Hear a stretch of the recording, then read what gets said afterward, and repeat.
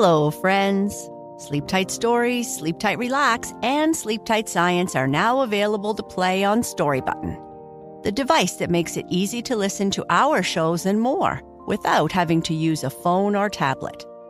This month, you can save $10 at storybutton.com when you use the code SLEEPTIGHT.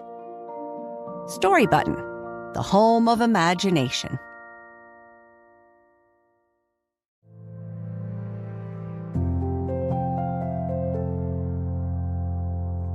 Hello, I'm Sheryl, and this is Sleep Tight Relax, a calming bedtime show for the young and young at heart.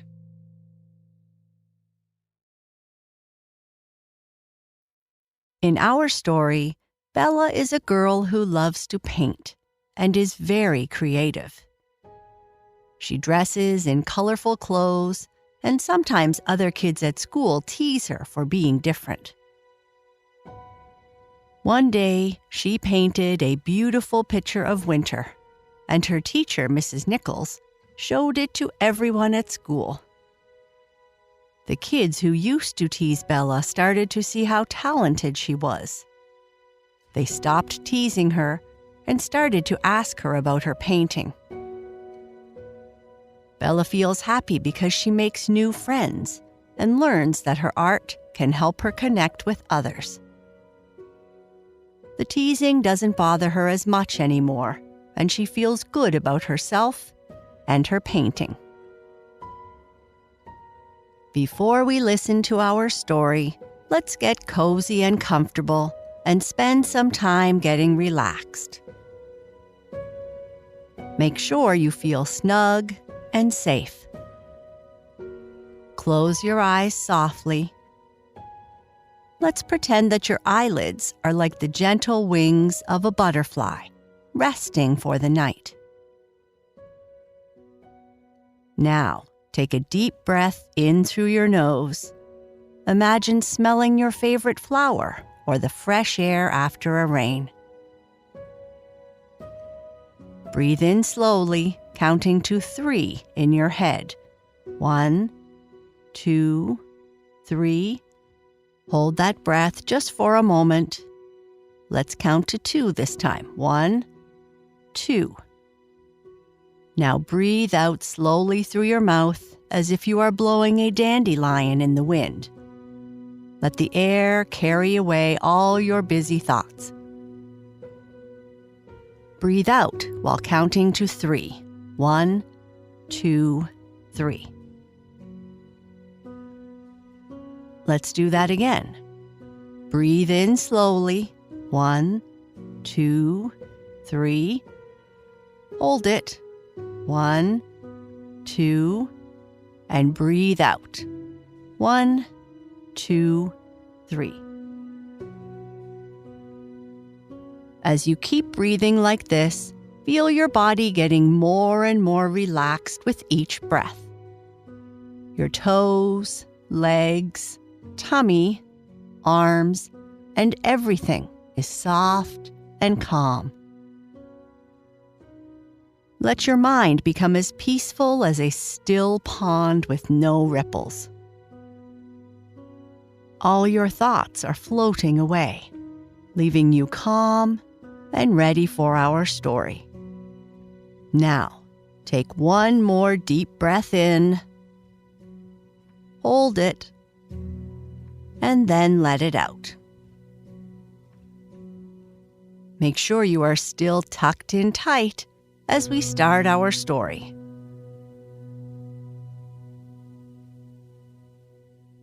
Bella, the brave artist. Good morning, my little princess. You are looking particularly full of color today, which is a good thing because today looks like a great day, Bella's father said as he peeked over the top of his pad where he was reading the morning news. He was a morning person and almost always positive about everything. Good morning, Dad, Bella said with less enthusiasm. She needed a few minutes to reach the same level as everyone else. After taking a big drink of coffee, Bella's father continued while scanning the news. I bet today is going to be another fantastic day for creating something beautiful. You always have such amazing ideas. What masterpiece are we imagining today? Oh, Dad, I need to drink my milk first, then I can tell you. It's a secret until then, Bella said as she tried to shake the fogginess from her brain. That's awesome. I love finding out secrets, her father replied. You are wearing lots of wonderful colors today, her mother said as she packed her and her brother's lunches. Yeah, your clothes look like a package of crayons melted together. You look silly, her little brother said, laughing. He always gave her a hard time about everything. Ricky, be nice, their mother said. It's too early for the teasing. Bella loved wearing bright, mismatched colors and patterns. Each piece of clothing she wore was chosen for its comfort and the joy it brought her.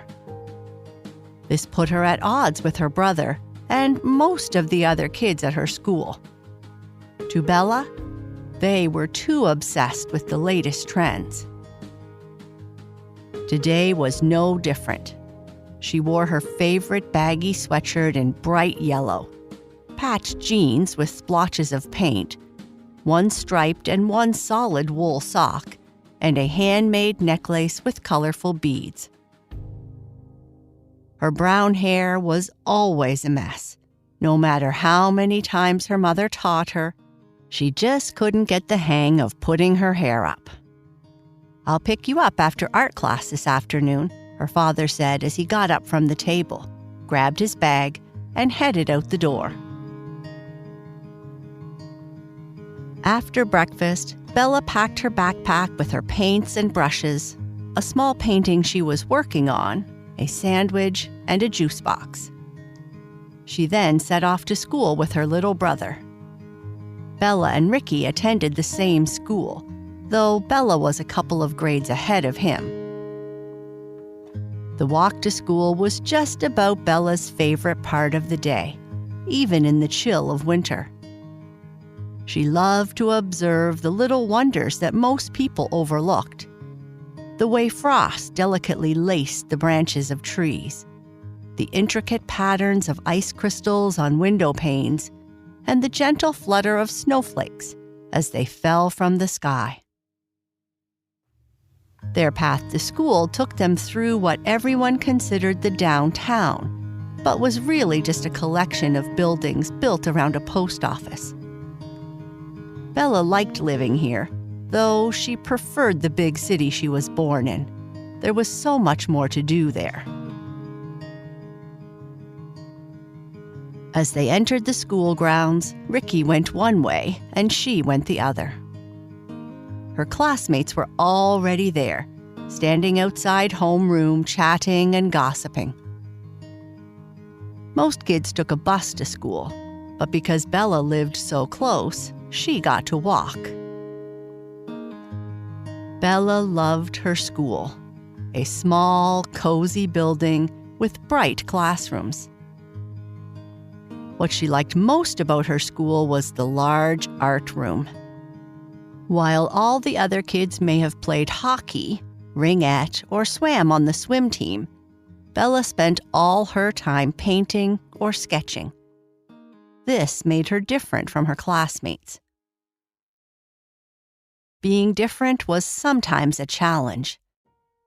As Bella entered the school, a group of kids giggled and pointed at her mismatched clothes and paint-stained fingers. "Here comes Bella the brush," one of them called out, and a chorus of laughter followed.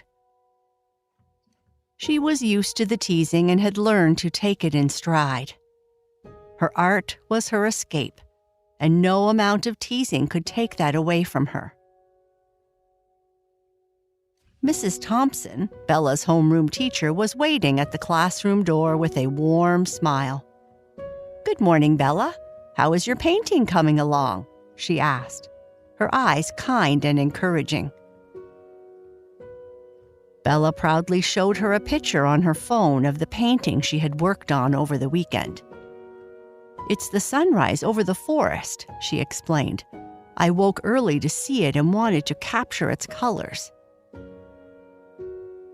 Mrs. Thompson studied the photo with an appreciative eye. "It looks pretty great to me, Bella. I can't wait to see it when you are finished," she praised. The bell rang, signaling the start of the day as the last of the kids filed into the classroom. Bella took her seat, already thinking about what she might paint after school. Bella enjoyed her classes, but was always happy when she had a break. At lunchtime, Bella sat alone munching on her sandwich while sketching in her book. She heard the same kids saying mean things to her across the cafeteria, but the teasing didn't bother her as much when she was lost in her sketchbook. She knew her interests made her different and was okay with that. She was confident that her individuality and creativity would be appreciated one day. After her afternoon classes, it was time for art. This was her favorite time of day. "Good afternoon, everyone. Today we'll be working on a project to capture the essence of winter," Mrs. Nichols announced. Mrs. Nichols was an artist and taught all the art and drama classes at her school. Bella was excited. She had so many ideas and so many winter scenes in her mind that she wanted to bring to life. She thought about the frost on the windows of houses, the beauty of the bare trees against the winter sky, and the falling snowflakes. Expressing herself through her art was when she was most happy, and this class was her safe haven, where she could express herself without fear of being teased or misunderstood. Among her paints and brushes, Bella could translate the winter wonderland outside into a beautiful picture on her canvas. The classroom was full of noise and movement as all the kids began working on their projects. Bella started to paint, really focused on what she was doing.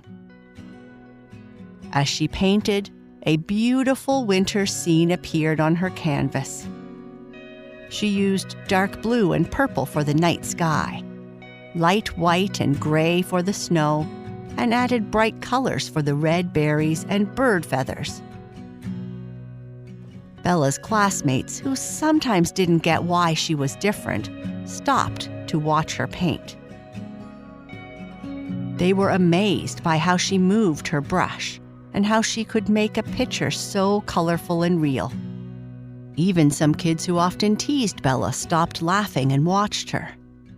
They couldn't believe how she made the painting look so alive. They forgot about making fun of her because they were so impressed by how good she was at painting. "Wow, Bella, that's amazing!" exclaimed one of the boys who had laughed at her that morning. Bella, usually shy and reserved, felt a surge of confidence.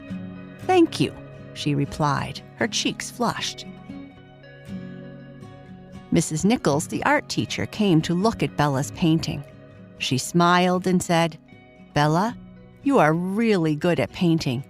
Even though it's cold outside, you made winter look so pretty and happy." When class was almost over, Bella carefully packed up her supplies. She felt really happy and proud of what she had made. For Bella, painting was more than just for fun. It was how she showed who she was and felt happy and safe. Walking home through the snowy streets, Bella knew there would be more teasing and more challenges to face. But as long as she had her art, she had a place where she belonged. The next morning, Bella awoke to a world draped in a soft blanket of snow. Wrapped in her warmest scarf and gloves, Bella set out for school with her little brother. Today, Bella decided to take a different path to school, one that meandered through the park. The snow-covered paths and benches, the frozen pond, everything was a vision in white and silver. Bella's mind was already painting pictures. As she went into school, she noticed a small group of her classmates gathered around something in the hallway. Curious, she walked over and was surprised to find her winter painting from the day before now displayed for the whole school to see. "There you are, Bella," exclaimed Mrs. Nichols, standing with the group. "I thought everyone should see your wonderful painting. It's truly great." Bella felt a bit embarrassed by all the attention, but started to smile. The teasing from her classmates seemed to have lessened, replaced by looks of admiration and curiosity. "It's the best painting in the whole school, Bella," one of her classmates said proudly. "You should have seen everyone's faces when Mrs. Nichols put it up." The day passed in a flurry of lessons and laughter, but Bella's thoughts kept drifting back to her painting hanging in the hallway, to the feeling of her art being appreciated. At lunchtime, instead of sitting alone as she often did, Bella found herself surrounded by a group of classmates, all eager to talk to her about her painting.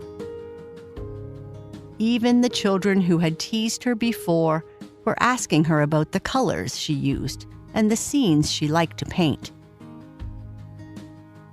A few asked if she ever painted hockey players. Others thought she should paint their favorite superhero. Bella, shy at first, gradually opened up, sharing her passion for art and the beauty she saw in the world around them. She even liked hockey and might paint that. Her little brother loved to play hockey. As the afternoon sun began to dip below the horizon, casting long shadows on the snow, the bell rang, signaling the end of the school day. Walking home, Bella saw things differently. The teasing that had once hurt her now seemed distant, less important. She had found a way to bridge the gap between her world and that of her classmates.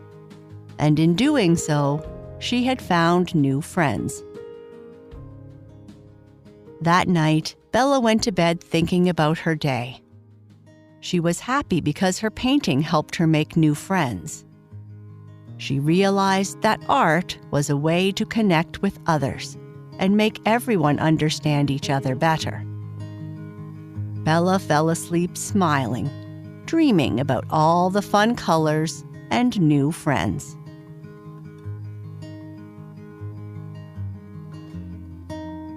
If you are still awake, I would like you to whisper to yourself or just say in your mind, "It's okay to be different. My uniqueness is my strength.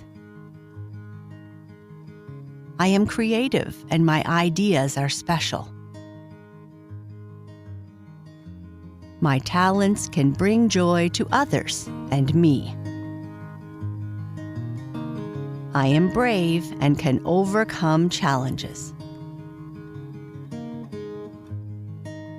I am calm, relaxed, and peaceful." Sleep tight.